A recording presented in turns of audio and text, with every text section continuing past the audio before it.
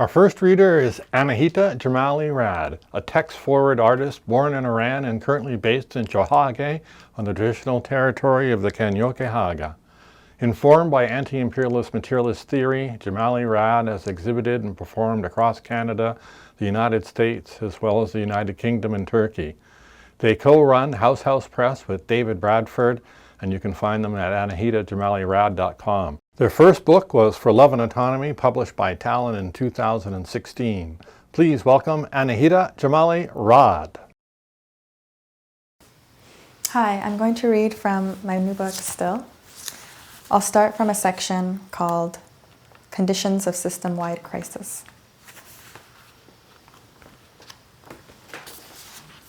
A study of the materially inclined.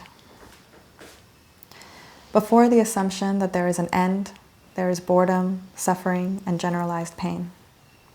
A textile covers, a crumpled garment on the bed, a lopsided shoe or teetering glass, paper strewn or folded neatly. People come and go. Nature acts. Real or unreal, time passes inadvertently. I kept the closets packed. Undone organization. Could go for a walk or not. No, probably not. Movement is the enemy of stillness. I unvoice and unclaim language. Refuse an active participation. Do not make the slightest difference. Shelves accumulate dust in a layer of affective stimulus. I bathe only to forget the body. Overflow potential.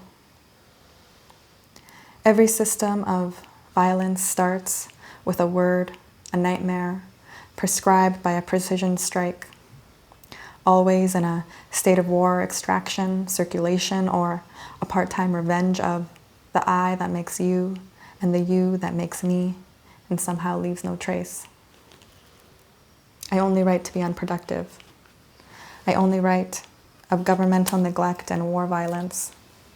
Anxieties gone viral. Move the cursor and click into circulation. Despotic entrenchment, slipped in codes, an unruly mob, or, finally, historical incivility forged and non-discursive to this, untamed morality. This landscape is personal. Either the self is disembodied representation or unrepresentable. Technologies that touch estrange, that map make into capital, make every spectator into spectacle, constantly caress or bombard, extend and bloat the self, to produce and reproduce. This is an opening, an unraveling of structure, to turn from signal to noise, to make what's visible invisible, to remove the spectator and the spectacle.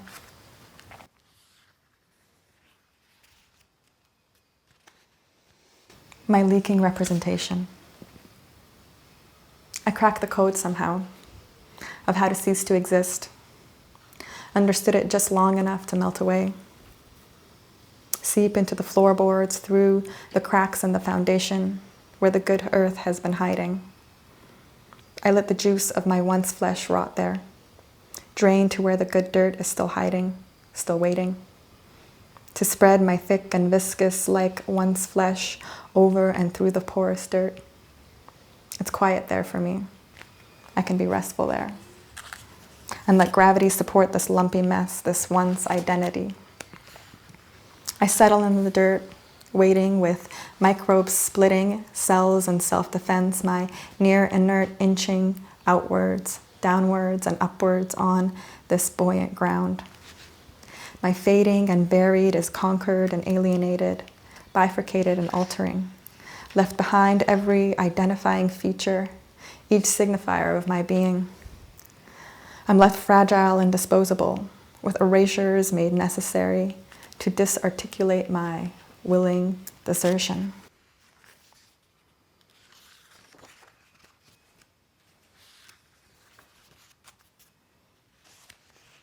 A mechanism for new knowledge. I was there.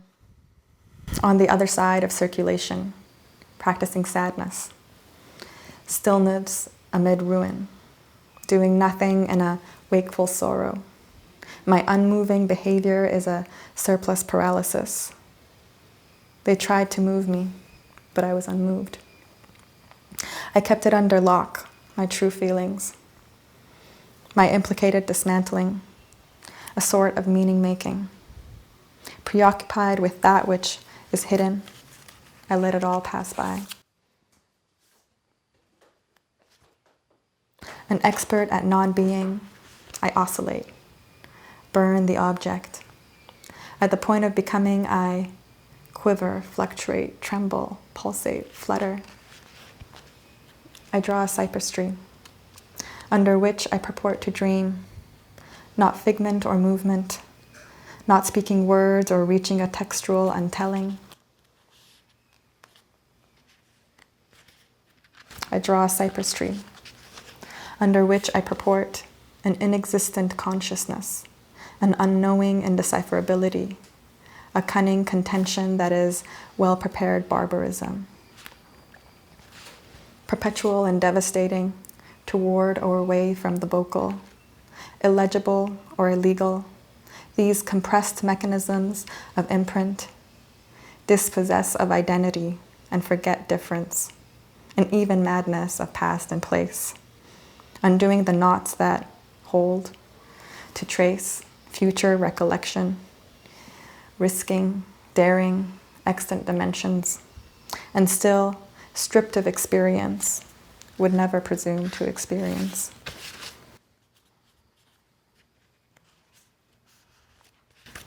And this final section is, the page finally disappeared.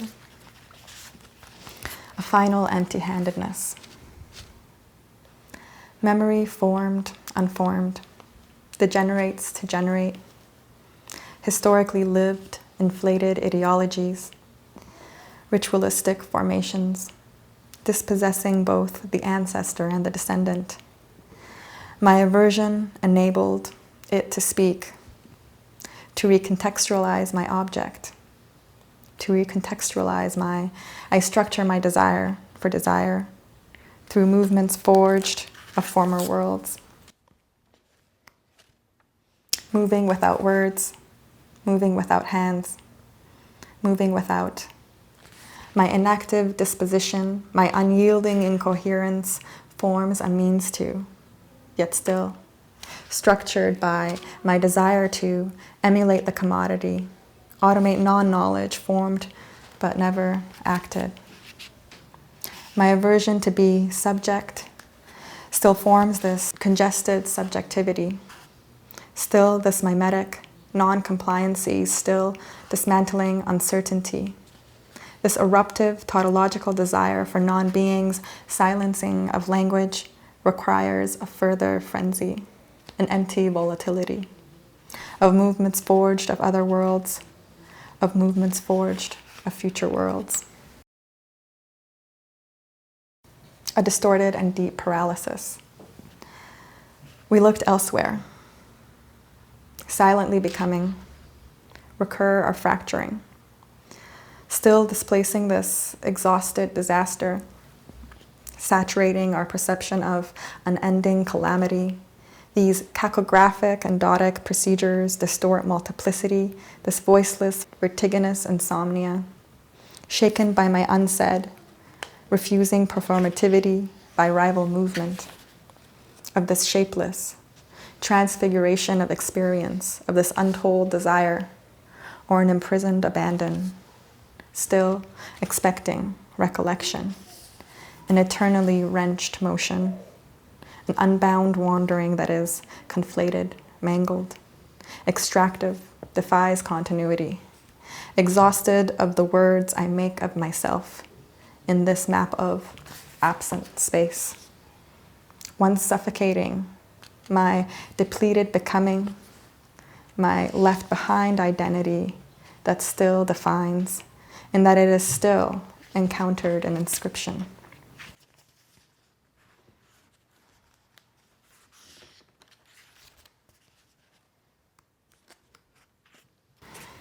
The silence is no accident. This immediate and momentary sensation of skin on woven wool upholstering the structure that holds my packaged flesh that somehow relates me to gravity is an absence of everything else. This simple pleasure of being still becomes nothing, too. Becomes a distorted paralysis. My motionless body shifts perspective, too. This silent body estranges, slouches in the negative space of accumulation, dispossesses and collapses itself into pauses, waves in vacuous disquiet.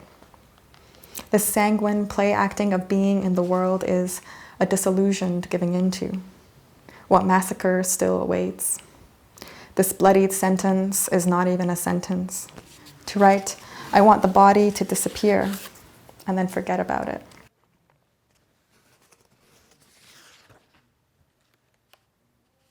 Such anguish.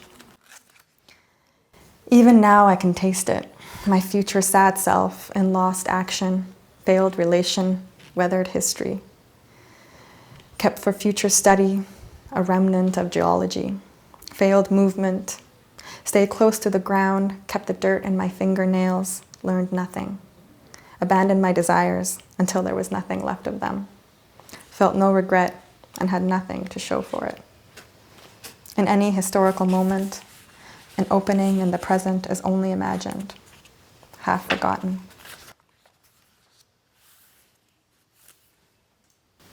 In the dead of night.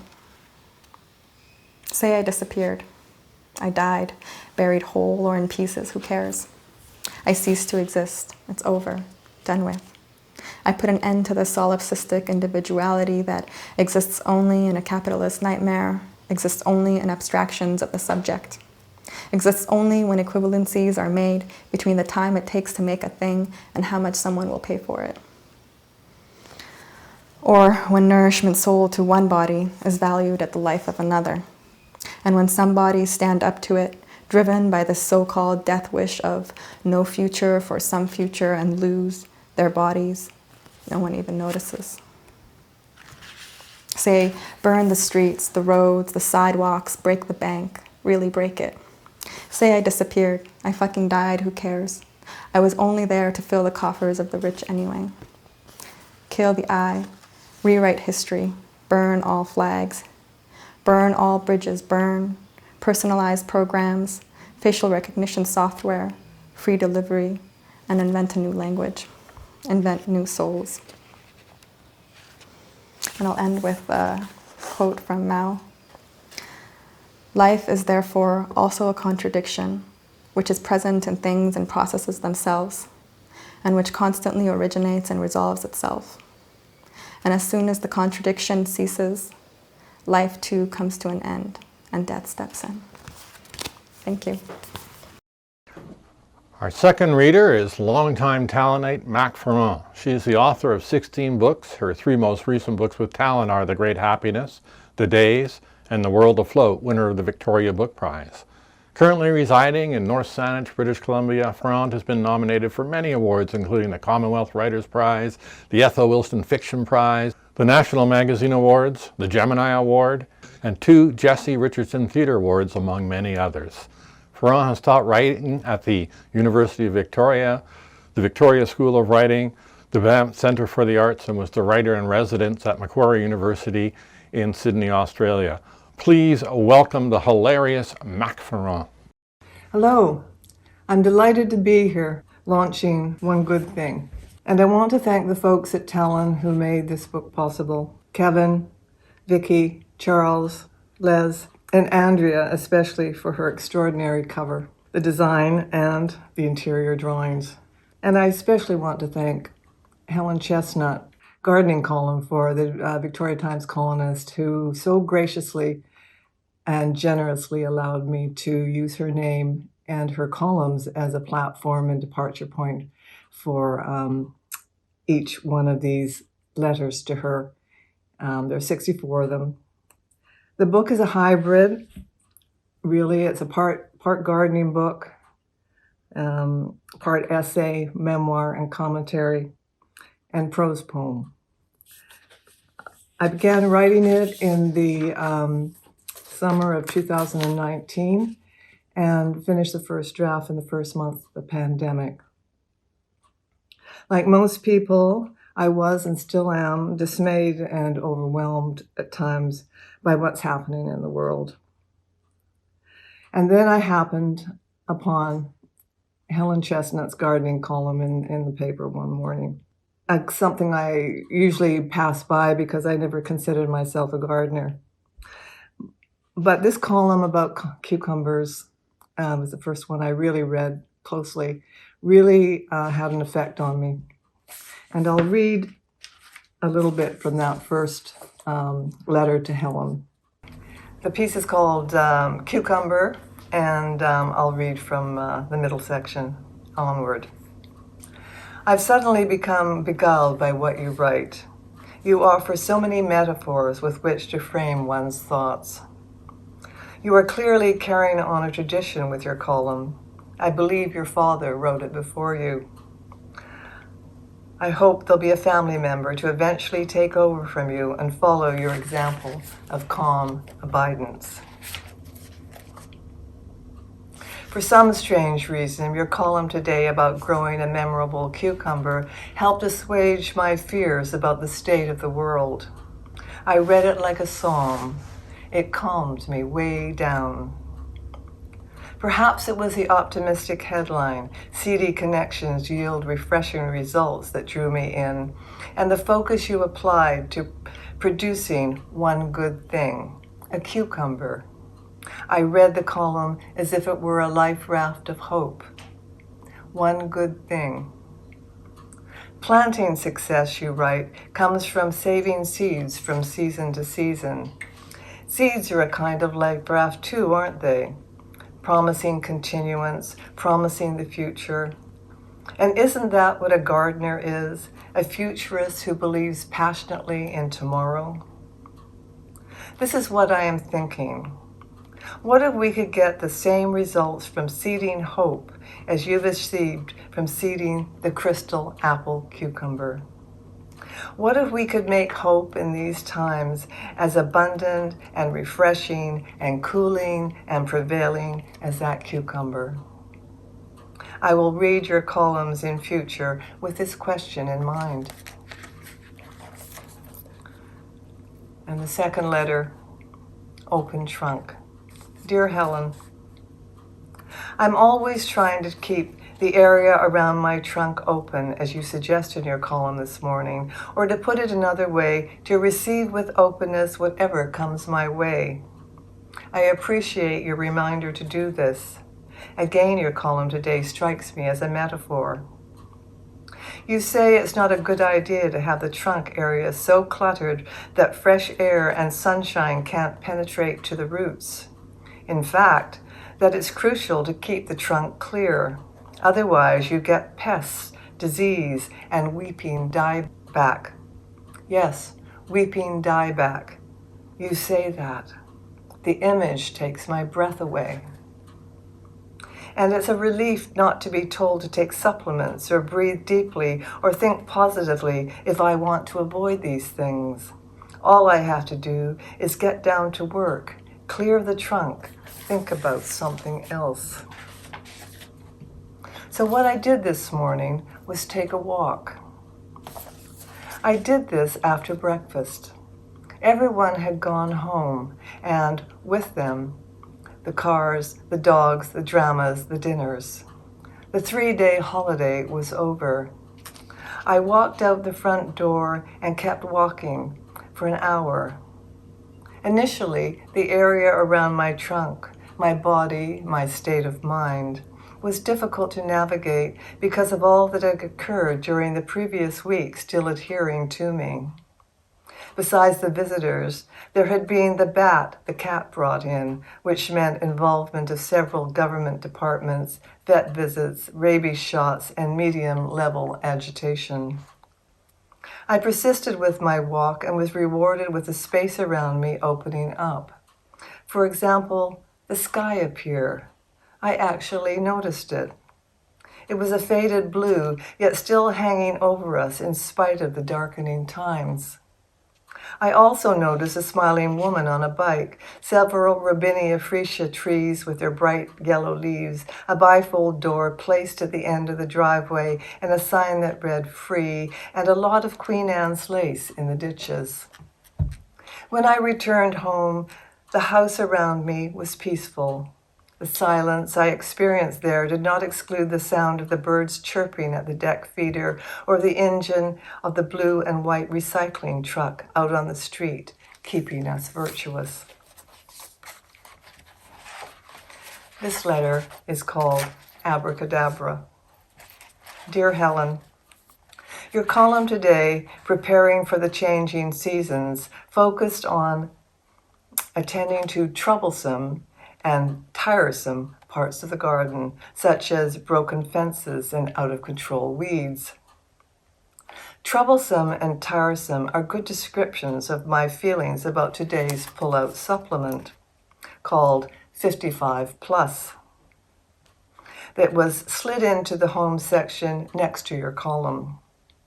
Changing season and aging seem to be the newspaper's special focus today. The supplement, which was really a sales vehicle connected to human aging, contained an article called Caregiving 101. It was about Joan, 63, who works 3 days a week as a live-in to a quote-unquote senior gentleman called Mitch, 87. We're having an end-of-life blast, says Joan. Another article was about Harold, who has plantar fasciitis and grave concerns about bunion growth. Always a careful shopper, he likes a crematorium ad that promises lowest prices guaranteed. Suggestions for the 55-plus crowd included, if you want a paper route to keep busy, call Tanya at the circulation desk. If you want a walk-in bathtub to stay safe, call Mason at Bath Emporium. If you want to put your mind at ease about the days ahead, have fun, make a bucket list. If you're worried about your brain, join a Memory Plus club. If you want information about your golden years, ask your pharmacist. They're there to help. Ask them how to dodge reality like a matador, I wanted to add, and immediately visited my go-to quote when the inevitable shows its collapsing face. Give your fire until the last of your days. It's a translation from the Hebrew of the real meaning of the word abracadabra, which can be found in the calendar book Children of the Days, A Calendar of Human History by Eduardo Galeano under the entry for December 31st. Like me, you probably thought the word was part of a magic trick, as in, now you see it, now you don't, as in, a rabbit or a woman is about to disappear. And I'll finish my reading. Old Seas, and I'll finish with this last part of the reading. Dear Helen, boomers are not a dying breed. I read this in this morning's paper.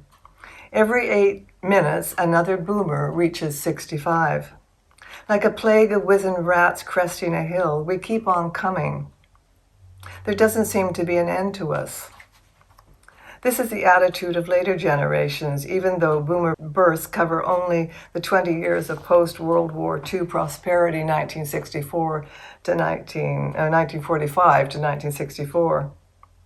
I was born in the first wave, a couple of years after the war. Saying this has become like standing up in a meeting and saying you're an alcoholic. Except there is no 12-step program I can join to make amends for the fact that my generation got everything: education, jobs, houses, general practitioners, fresh air, toys, trips, leisure, and often peace. The article about boomers was in the business section. It highlighted the continued importance of boomers because they bought 41% of the snacks and 46% of the candy in the 52 weeks ending in April of last year. They are single-handedly keeping the economy afloat the article said.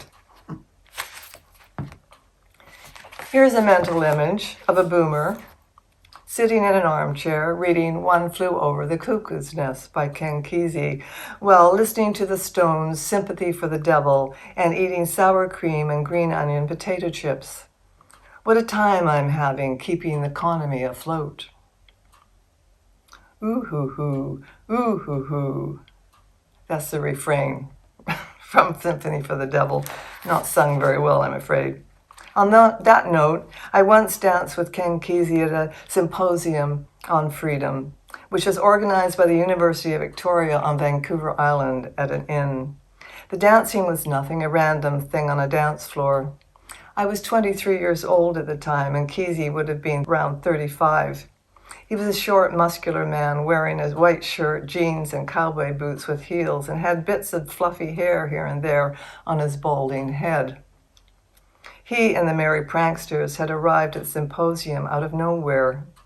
It was more of a be-in than a symposium. At some point during the day, everyone had a look at the pranksters' famous psychedelic bus parked in the driveway. I remember feeling nothing much about it, no matter how hard I tried. The symposium was held on a Saturday, the same day, it turned out, that Richard Nixon announced he was resigning as President of the United States. I think we can agree that the boomer generation has, above all else, been a searching and freewheeling one. Some of its members are still like that. My friend Gerald from high school, for example. Here's an illustration of enlightenment he made not long ago after years of weed-guided study. It seemed to represent a particular experience of the genus Existentialis weedi, one that moves beyond astonishment. I finally got it right, he said, when he showed me the illustration to me. I promised I would pass it around, and here it is. It has a certain something, don't you think? And I hope you can see this. Thank you very much for listening. It's been a pleasure to be here. Good night. We are now pleased to welcome a new author to the Talon list. Leanne Dunic transgresses genres and form to produce such projects such as To Love the Coming End, Book Hug Chin Music, 2017, and The Gift, Book Hug 2019. She is the leader of the Deep Cove Band and lives on the unceded and occupied traditional territories of the Musqueam, the Squamish, and the Tsleil-Waututh peoples. Please welcome Leanne Dunic.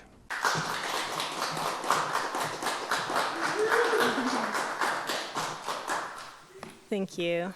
I'm here to read from my book, One and Half of You. It's a lyric memoir. And before I start, I actually want to thank Talonbooks for bringing this book to life, especially Katrina and Cecily and Fred, who really helped this book become the book I wanted it to be. So thank you from the bottom of my heart. This book is a work that's in 3 movements. Each movement is accompanied by a song that was written by myself and my partner, Ryan Ogg. It also features 3 characters, which I've named after their Chinese zodiacs. So I am the dog, my little brother is the rat, and then the lover is the snake. I think that's all you need to know for now.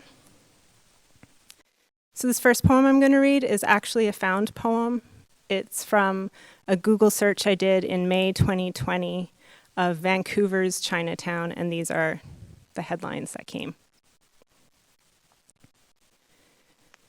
Vancouver's Chinatown lions defaced with anti-Asian COVID. New premium casual plant-based restaurant moving into. Another racially charged attack in Vancouver's Chinatown. Racist graffiti scrawled on Chinatown lions in Vancouver. For Chinatown seniors, survival means staying in touch. Chinatown businesses in city-owned mall desperate for rent. Chinatown performance aims to bring healing after racist. COVID-19, series of anti-Asian assaults and vandalism. VPD report a 625% increase in anti-Asian crime investigations. Anti-Asian hate crimes in Vancouver, not what veterans fought. Cat stuck on SkyTrain platform, found safe and sound, thanks. Birthmarks. Some have vanished, but then again, nostalgia distorts. Sometimes I forget that I am Chinese, that I'm not.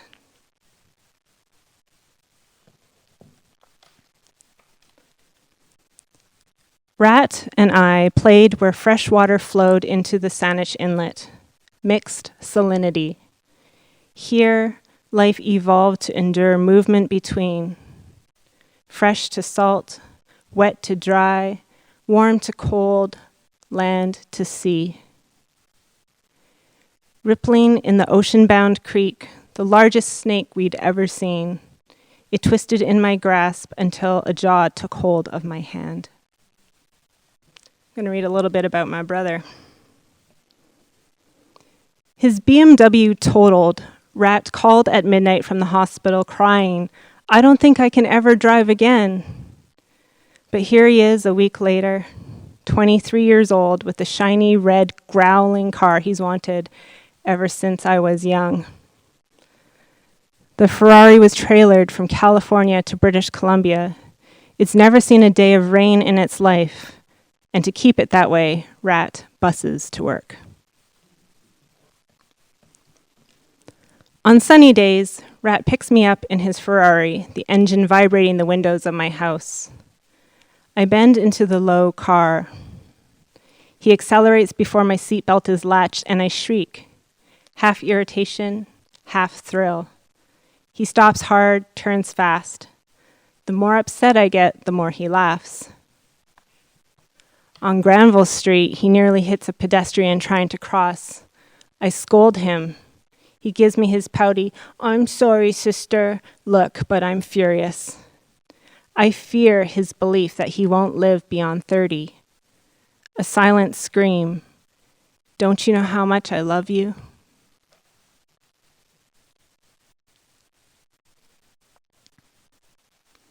Okay, now I'm going to read a little bit about the lover who is also half Chinese, like myself. He found me in a slow stream. Algae circled my calves. His chestnut eyes bulbs to see 1,000 different views, wondered why I crouched there. I told him my affection sought tadpoles, salamanders. I pointed to my bucket on the embankment. Amphi, of both kinds, bios, life. We sat in the grass, my muddied feet dried, flaked. I leaned against the hairless skin of my amphibious twin. Cheeks pink, his mouth parted for oxygen. Sunlight aura'd his oval skull, his frame long like a flagellum. Soft bodies darted against plastic walls.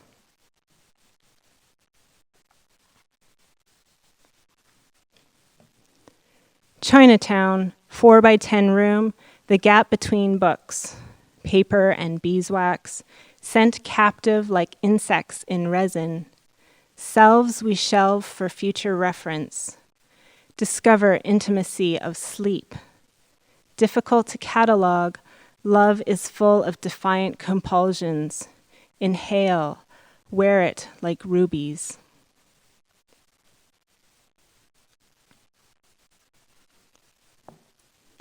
Nourish body, nourish spirit, attract a lover, attract divinity. When I was a kid, my relations shopped at the same butcher in Chinatown. Mounds of pig ears, chopped red, sticky, brown paper wrapped. Water chestnut, pomegranate, pomelo. Bins of autumn produce, bull-like caltrops, poisonous if undercooked. Crunch cartilage, stew hard, bone broth. We hold hands while Wei Sin Choi discusses the unpredictability of life, impermanence. But you already know about that, right? That's why you need the soft of my hand as if it's the last time. Now we are going to listen to the song that goes with part 2, which is a song called Yo-Yogi Park.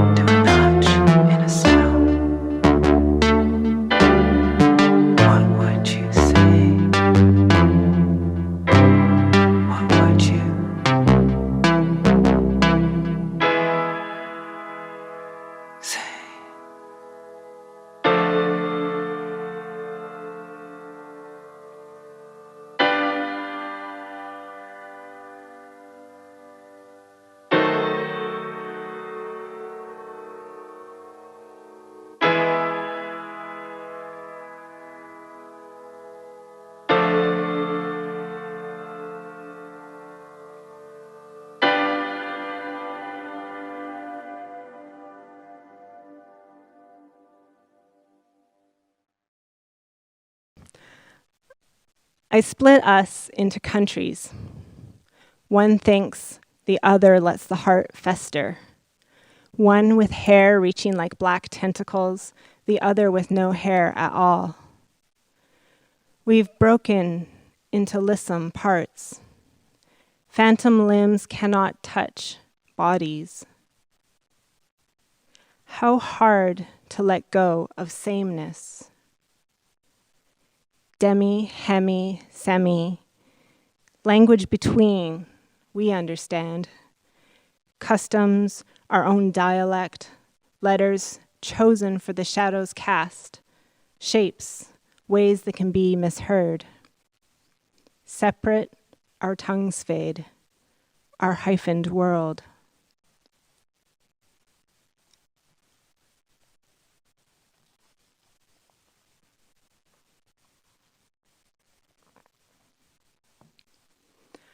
I dream of amputation, my lover's arm. My missing doesn't thin. Still I mill stones between molars, undamming what we built. If I sound desperate, I am.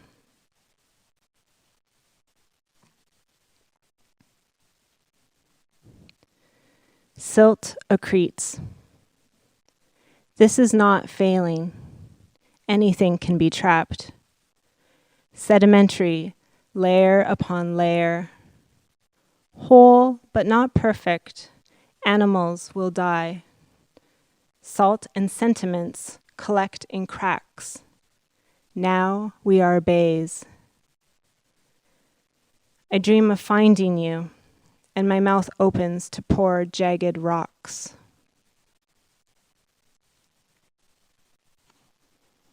From Japan to America, I mail you a birthday card with an axolotl on the front. Amphibious dual world dweller. Only recently have I learned that this salamander can regenerate limbs, possesses the ability to heal itself. Bathing in the onsen, I notice my welts, bruises, allergic reactions, freckles gone wrong. Cuts I thought healed open with the heat. A decade of distance becomes bearable until it isn't. Everything is minerals. This water rooted from Yugawara up 7 floors for us to soak for our health with our breasts facing the sea. I'm unable to write a word without you in my ink. You, a part of me, apart from me.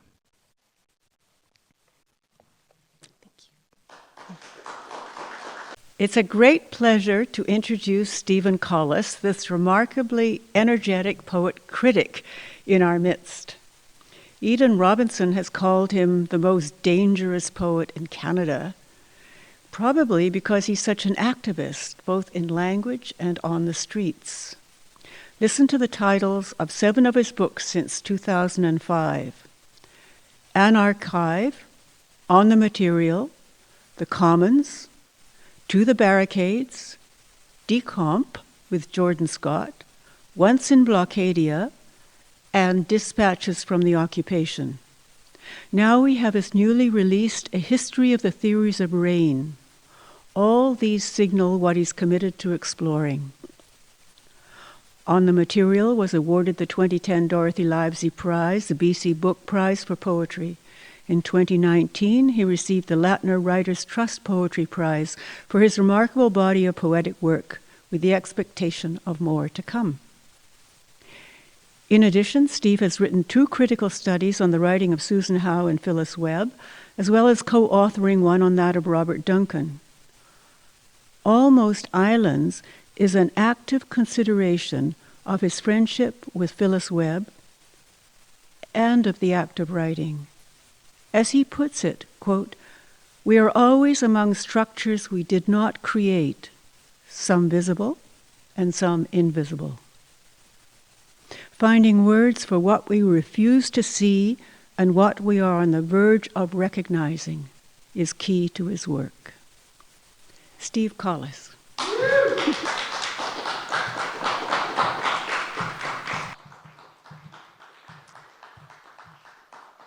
Thank you very much. A special thanks to everyone at Talonbooks, just to start off. Maybe especially my taskmaster, Katrina Strang, who really whipped this into shape over many drafts and versions. I just want to acknowledge, too, the unceded territories of the Musqueam, Tsleil-Waututh, and Squamish people that were gathered on tonight, and the traditional territories of the Tsawwassen people on whose lands it's my privilege to live. The reading I've mapped out from the new book tonight begins and ends with references to music, birds, and dinosaurs. I was thinking about this today. There's maybe a submerged or buried reference here to Phyllis Webb's poem, The Days of the Unicorns, where she writes about performing music and extinction. I think this might be best described as a post-apocalyptic book of poetry. In working my way through climate grief, I think I found it easier to throw myself into the future, as it were, to get away from the pain of now and kind of rip the Band-Aid off, as it were, get it over with, and imagine looking back on these times. In part, though, that's exactly what climate scientists do, especially in arguing for this idea that we're now in the Anthropocene. They ask us to imagine a future geologist finding this dark stratum in the ground and be able to point at it and say, That's us fucking up. Give me music, because I never could understand its direct connection to that feeling stream, squall and water clock washing ideas right out of me, taking up the mechanisms of consanguinity, rushing toward last light over Pacific, and some seabird there, gliding and catching moonlight, same as struck only dinosaurs to have survived the last collapse of intricate order, winging now into night as the cellos soar, and the possibility of song remains without words to smother it. I used to be the could you, then I couldn't. We laid them all off in writing, one at a time, the stars formed by the cloud of dust rent by trucks crossing the Libyan desert. You see, we didn't have to bomb every country. Some bombed themselves. We just gave them grants, debt, and time to think. But this is a poem, you said, and I fail to see the social relevance. I need the funds to buy sheep, herd them to liquor barrels, calm the nerves a little, get back to the computer, write my masterpiece. Could have ensued, but like we said, it was bombs, and you couldn't even get a little nutrition from licking the spent casings, though my sheep will certainly try to do this, battery-like, and really it's a memoir of my time herding the unherdable. I'm not sure there's a keyword we can count on here. We want one demonizes some group we've determined to be expendable, some bordered space we can keep closed. Didn't I say the sheep were woven into the very fabric of my art? They are mobile and will not stop until you are in deep sleep of lavender fields. Pull the covers of the book closer. You will be warm enough in the coming nuclear winter to spy the rugged outline of a new ideology of lost hope.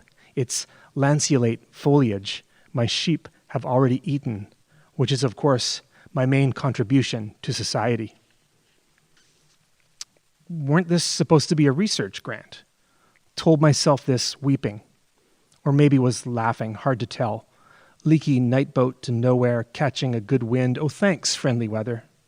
Cool those jets and stop that heat. So to get back to the work of this danse macabre, list subject matter to be covered, methodology employed, etc. Time runs through our fingers. No, that's water, I said. Maybe grains of sand, cool to the touch, hard to tell differences, shabby aftershocks, the way you sometimes see lightning in the ash plume rising over a volcano erupting and think, really? Lightning too? Not trying to be bleak, really. Methodology is not trying to be anything, really, and certainly not bleak or just need funds to hole up in and be forgotten. But maybe is just darker, like sometimes there just is lightning and an ash plume rising, reminding you the task is to become minor, refuse standard measure, herd sheep and write poems to stars at night. There's bigger fish to fry anyway, so that's my methodology. Any questions? I think I long ago decided I would try to write things that were difficult to read. Everything gets abandoned. A plan is vapor we breathe to dissolve, often better left undone. The receding light, the quality of silence, night, tomorrow upon waking. Say I am recycling. Say I am making nothing out of nothing. Say I am at a border. I can cross. Others can't. Have we a tense for this? The limping to come. The lyric's last license. The inner geometry of nature, helical or Fibonaccian, became captured last night. Lit up at dawn again. Thought cannot turn anywhere else. It is the very shape of you in glass. Below a skylark singing. As some small part of me came up coyote for the feral pleasure of it, little suburban subwolf. Went through as many of our small woods as I could, the light making for a pale, damp-stricken world.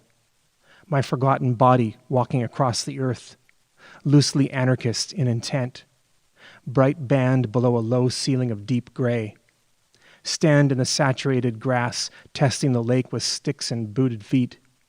seems to glow or gathers and reflects all light around it. Water rising slowly, seasonally. The next thinner time. The sea close on three sides. I would see myself clearly. Life must undulate. A revolution in white glows. Visible through a slight fog. A fierce fucking in the sky, growing dim. Recurrent cyclical motions only later become a door to the future. When it begins to spiral. A difference that returns. Ship in a bottle spinning. Fog the garments the season wears. Now onto my asylum. A genius, so to speak, for sauntering. Without land or home.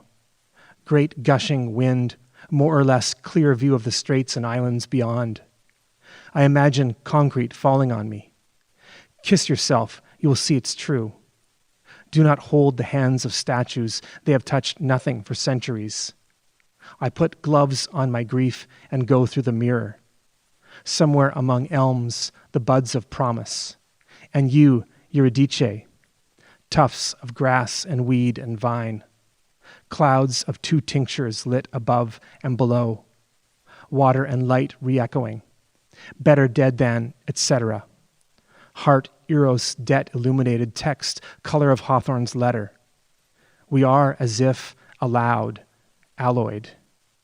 The end of the tunnel, not at the end of the tunnel, but inside the tunnel. Realize one small fragment of this, the self living solely through transformations into the other. Missed the Peace March yesterday.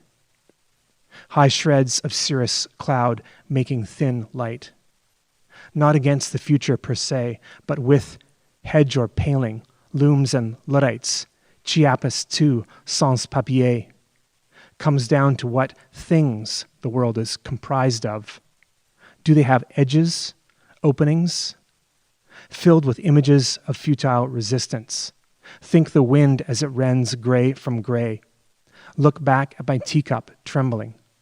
Turn a leaf over in my book, the trees shimmering, an alcove in love with the hidden. To keep track of such acts and repeat them. Later we circle the yard, noting mosses and mushrooms. How damp the flowers feel to light touch. The dark dazzle of words, nevertheless, shadowing forth a shareable world. Its light's phosphorus glow. Trees sharp against only just revealed blue. There is room for you here, turning. Cried the hours of a gleaning round the village green. The rest are parks and electric lighting. To gather what all except no one owns. In his hedges are pulled gates and heralds took away the trees. The blackberries, for instance. Or pirates. Let there be pirates and blackberries. Cold, fresh air, stacked bright cumulus clouds. The word originally meant shining. Berry. Where it is perhaps an opening on the visible, latent as freedom or hope, a riot in its purest and therefore most unstable form, the crescent moon, the stars turning and turning, if you stay awake long enough, these rocks gouged by glacier, the presence of a better life. Outside it is cooled to a molten blue, images of invested passion, to constitute encounters. I address newfound time, its erotics, hounded by nesting crows, light encircling, dark encircling. I am largely repetition, the bright so spark. After the last passage, I give a little edge, find a spine of pain, this jointure, this moment. Cannot be sure there will be words left, the words we reach for, not up to the task, as the boundary is, that there is no boundary. Is train whistle gone, though I couldn't give 1 decibel lower contempt to system churning out cheap auditory products across shimmering borders, electric and calculating.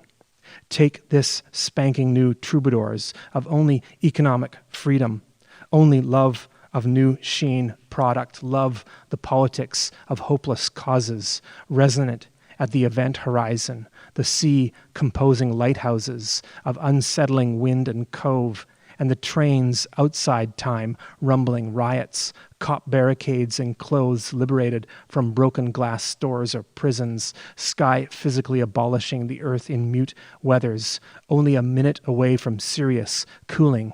As with a tangle, you can begin anywhere. Each day walking away from the wreck, though downfall was merely endured as didn't things in their living numbers lift us up. Every breath was higher learning. Alas, everything hides us. For your window this far reposes is strident. Oh, shake him with such opiate furor. Your fate caught up, and yes, accomplice riverbeds lead us. Oh, objects already well known, which antecedent rebels, whose unsealed solidarity sprang up from the dead left lifetimes, impatient inside her own inexpressible but lost finitude, and filled your lovely praise heart resolved cities where squares ladder that carpet patterned bird of open spaces grown grassy city or field tent barricade traffic cone occupants. Mountains no one can hide, Eritrea, alas, fig tree at Karnak sits spectral, leaning, lamenting the transfigured language of every day I'm shuffling, not warm, forget them, the ardent fulcrum's fuck ton. Look, you guys, our life passes, the chance to build visions, sharts from above, was so deep and shaken an animal. A human and animal uncages open praises, mutely healed leaps up, even where turned to take leave, multitude of species coextensive, why heart would hands instead of some door they too praise, things which my blood unspeakably heart some day your inconsolable emptiness will swagger only further, perhaps gently be rich, and prophets unleashed double, unfolding lament takes off or would fall or too big fail as the gap graphing the few above the many grows. Losing at the last word. And in conclusion, this is really all one long poem, ultimately, so that's why it's going like this. Then I'll go, to form and to lift, some words falling together from out what's left, have to have fallen from out what's left, no matter how meager, no matter how bereft. In the age of undarkenment, not much is left. And we were a scourge, and we were beloved, and we sang as we killed our way across.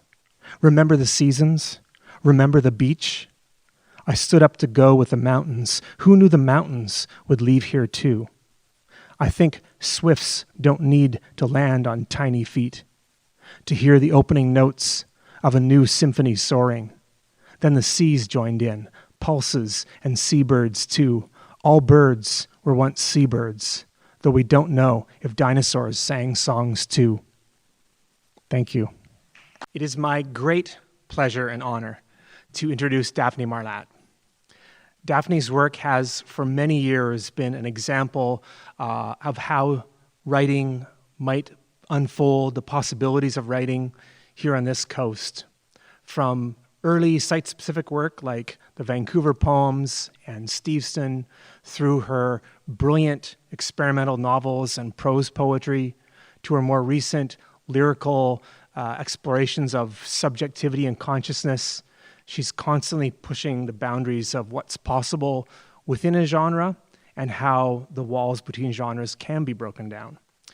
If you needed an introduction to Daphne's work, the great place to begin is with her monumental collected early poems, Intertidal, published by Talonbooks, bing, in which you will encounter some 600 pages of a very particular and special mind's music. Daphne's new book, Then Now, is in part a dialogue that stretches across space and time between the poet and a young man in Malaysia who will one day become her father. Please welcome Daphne Marlatt.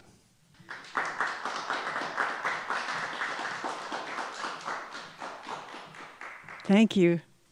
And first of all, I want to acknowledge that we are all on land that rightfully belongs to a number of Coast Salish nations, including the Squamish, the Tsleil-Waututh, and the Musqueam.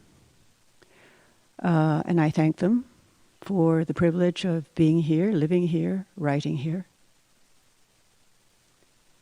I also want to thank Talonbooks in particular for this book, my newest, and especially Katrina Strang for her very insightful and meticulous editing, and Les Smith for his beautiful design, book design and cover design.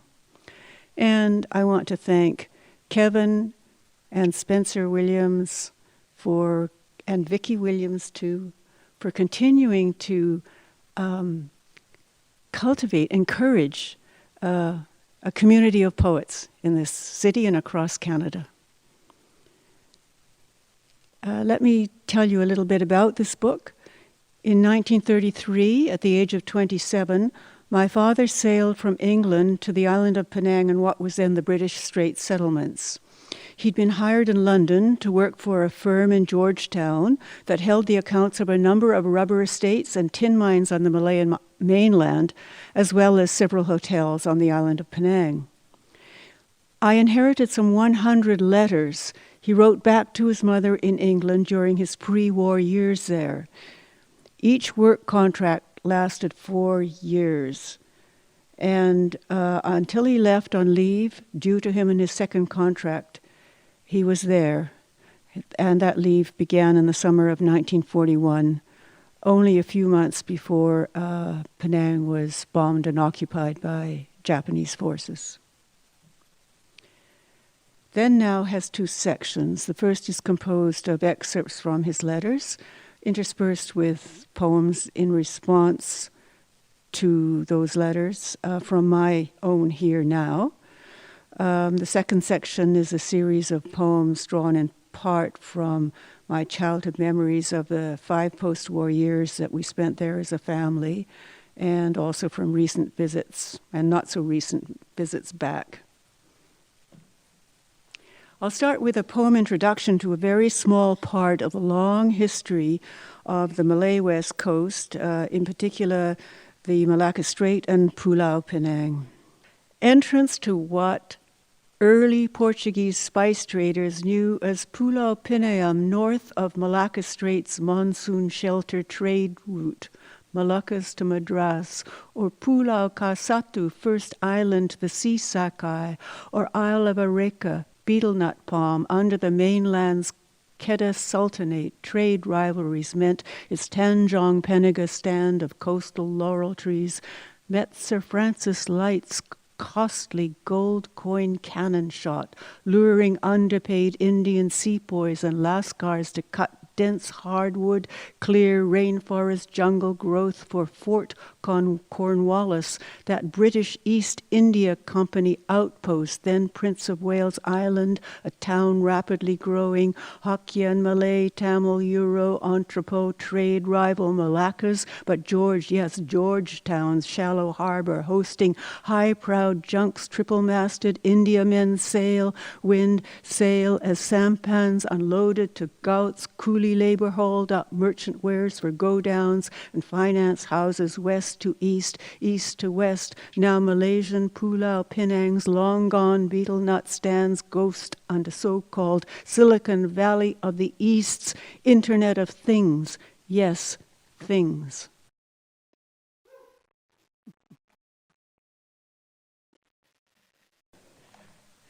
So this is the first letter in the book. He's writing on board the P&O liner Chitral, 1933. And he's describing one of the entertainments for the passengers. We had a race meeting the other evening. It was quite exciting. The race card is enclosed. The dogs are toys on wheels and drawn by a string which is wound up round a drum by the jockey, who sits with her back towards the course so that she cannot see how the race is going. My dog won the second race, and I won 20 shillings, but had to give the jockey 10 for her efforts. Race 2, the spinster's scurry, won by Buckle's clutching hand by Reach out of boarding house. October 20th near Colombo, Arthur Buckle, age 27. Ex out of London, recently articled, fished from a CA firm for KB and Company, Penang, your Surrey dad badly gassed in World War I. So Mother Flora raised sensibly, economical and musical, named for a king open to X, what's left behind.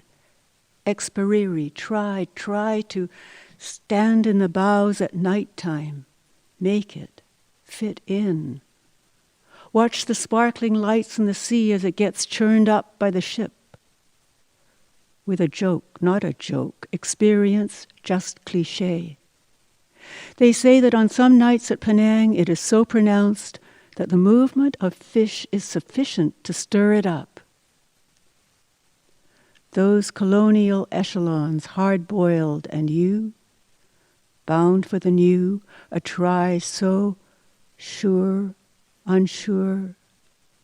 The whole sea looks illuminated, seeing and being in it.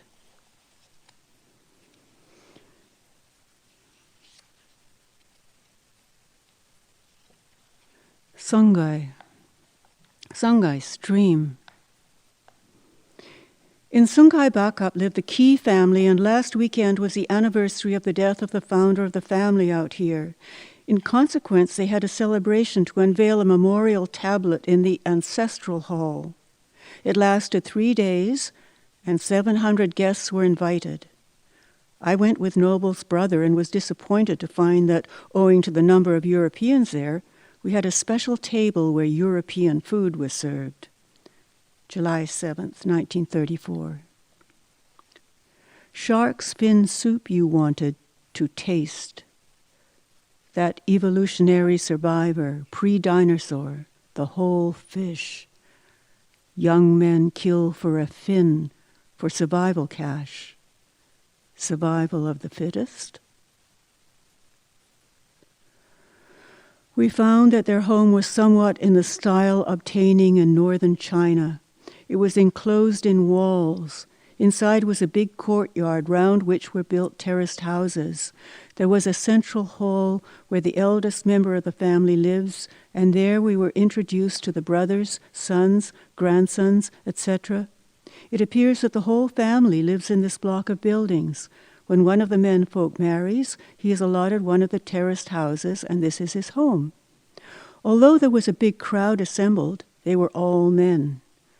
The women folk are kept very much in the background. This I noticed in particular when we went into the house of one of the sons. There were 5 or 6 of us talking and drinking in the front room, which opens direct off the common courtyard, and the women stood and watched us from the doorway of an inner room.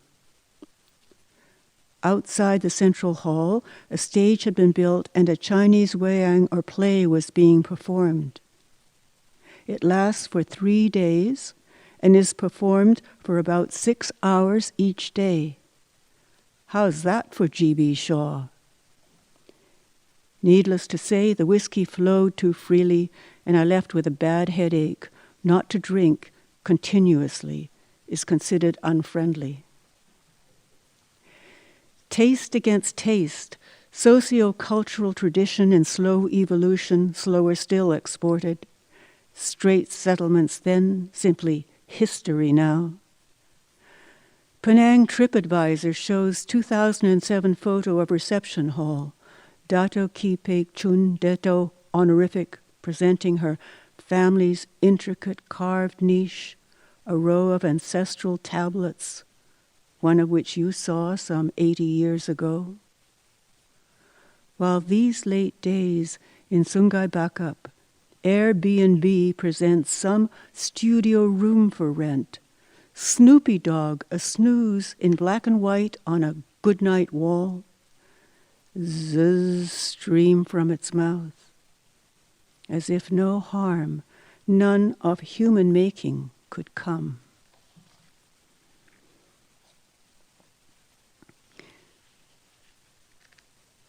Near to You, still here in your words, a proximal proximity, how can it be? Your stories heard, your boisterous laugh, a guffaw of astonished thunder, always interested in who you met, innate rapport, uneducated civility, still root Anglican, with an ear for what surrounds. You'd climb mountains for the view, smell jasmine, temple incense, see Chinese films in town for their different music, learn Bahasa Malayo so you could chat with workers, SISES, army volunteers, under colonial office sanctioned support of the people the nation would finally be named for.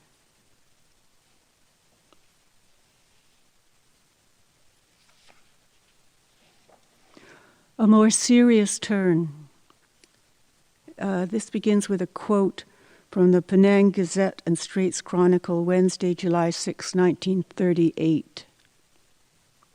Rioting took a more serious turn yesterday afternoon, and quiet was not entirely restored until 6 o'clock this morning.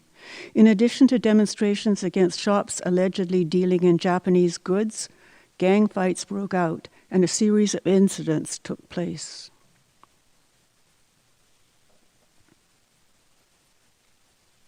I'm just going to read part of the letter.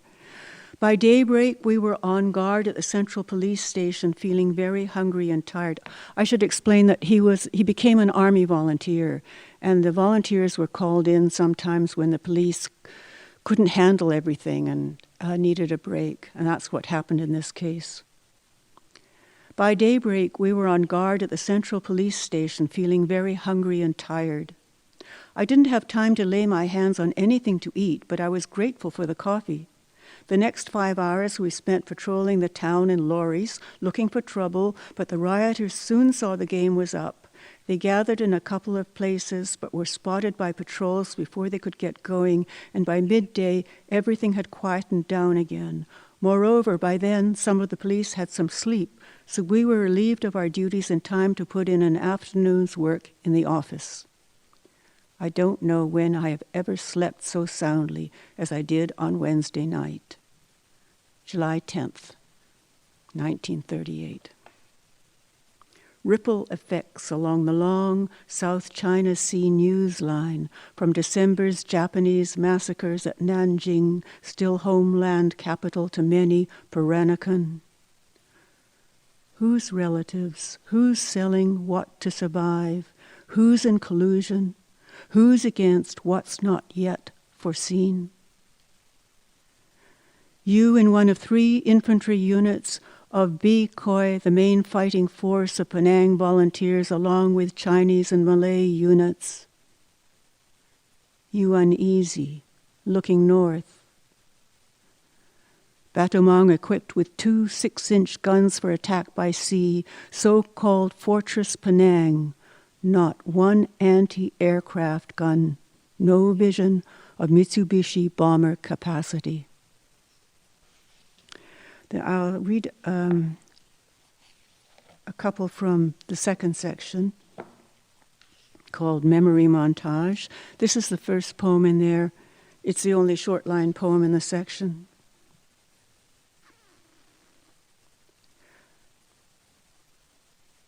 It comes from a visit back.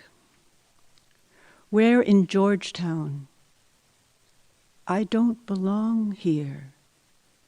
Body responds, opening up, out to in, all in embrace of air.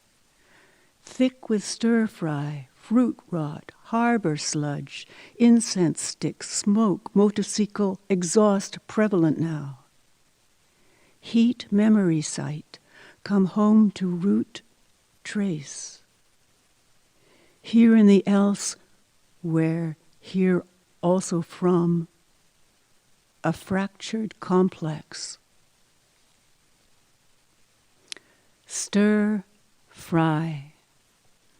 Noodling, who loved that phrase among the knotted past acoustic memory tossed from Char Kway as what tag ends on scrolling dense savors stress or pitch like garlic fried, and that particular oil's not palm-illumined rank of puja jugs in light off harbor quay. The jetty shrine's small candle float hiatus in the stroll. Each phrase unwinds, no chopstick comma interrupts the noodle line, but tiao distinct, unreplicated prawn curl leaves, tail ends intact, no small cockles. Here, yes, bean sprouts, high five, Kiefer's Supermart, had chives, long flower budded green and gone with high-rise sprout deleting, market style, but chili, yes, char kway tiao sliced, lap chiong for sprouts, hold chives, till last black skillet bounce on open flame, its eye size plus practice years, all ears for sizzle tag, ends memory stirs to deftly tip the mound on plate.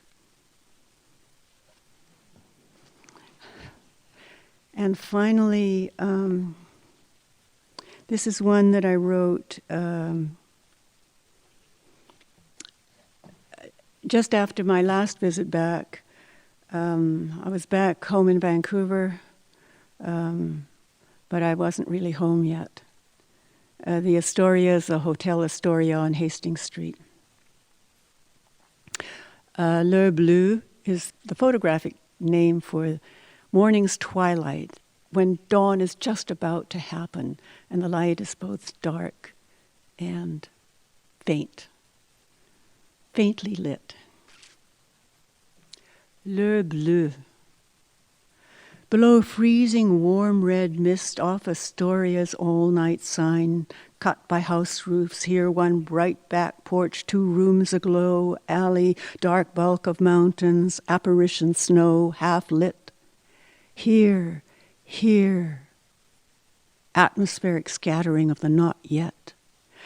Can't find my way back to monsoon heat with S who walks faster through Chulia Street's motorbike, zipped by parked cars, cement blocks dodgy underfoot, tiled walkways crammed, bike by rattan seat, grey husky chained to a platform, backpackers chat up, resident eaters snack at white coffee or kedai or cappuccino. She's looking for bihun, me for char kway teow. So we get to the Padang's white colonial government porticos. Seat of state and static rain trees lift dark crowns to fading light, its rainbow drift, as if from sea level some mystique through horizon light, the trees, the esplanade on flow. Oh, a man blowing bubbles for kids' outstretched finger reach, and gone. Thank you.